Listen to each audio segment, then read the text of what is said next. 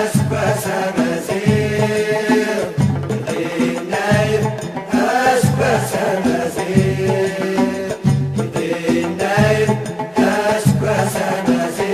Berbères du monde entier célèbrent Yennaïr, le nouvel an amazigh, plus précisément l'année 2958, une date qui peut paraître un peu futuriste. Mais selon les chercheurs dans l'histoire ancestrale, l'origine de cette date remonterait à l'an 950 avant Jésus-Christ, plus précisément à la mort du pharaon Psousen II. Un berbère répondant au nom de Shishong Ier accède au statut de pharaon d'Égypte en soumettant tout le delta du Nil ainsi que la grande prêtrise égyptienne également sous son autorité. C'est ainsi que Shishong Ier aurait fondé la 22e dynastie pharaonique et qu'il aurait régné sur l'Égypte en tant que pharaon de 950 jusqu'à 929 avant Jésus-Christ. Pour rendre légitime son statut de roi, il procède au mariage de son fils, Osorkon, avec la fille de Psousen II, la princesse Makar. Cette date devient alors un repère dans le temps et les Amazirs commémorent chaque année l'événement.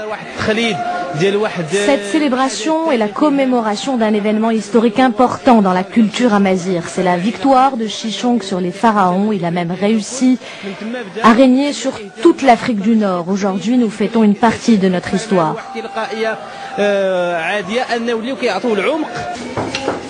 Le nouvel an berbère coïnciderait donc toujours avec le 13 janvier du calendrier grégorien. La veille de cette date, une ambiance particulière règne dans les foyers amazirs.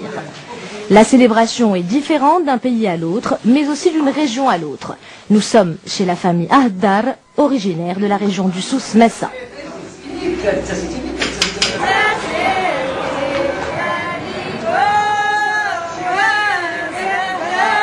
Ici, pour célébrer Eid Yennaïr, traduisez le repas du Nouvel An, il faut préparer des repas riches. La tradition veut que tous les convives sortent de tables rassasiées afin que l'année soit prospère. Nous préparons plusieurs plats comme urkim, tagoula, berkouks. Nous invitons tous les membres de notre famille. On se retrouve autour d'une table pour savourer tout ce qui a été préparé. On utilise des ingrédients comme le blé et le maïs qui ont été récoltés tout au long de l'année et puis par la suite mis de côté.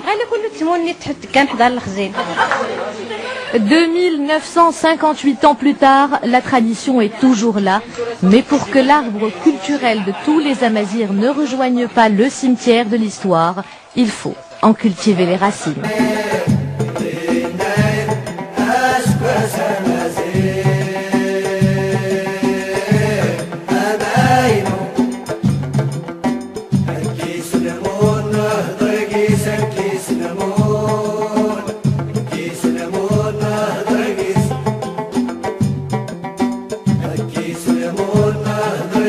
Hey,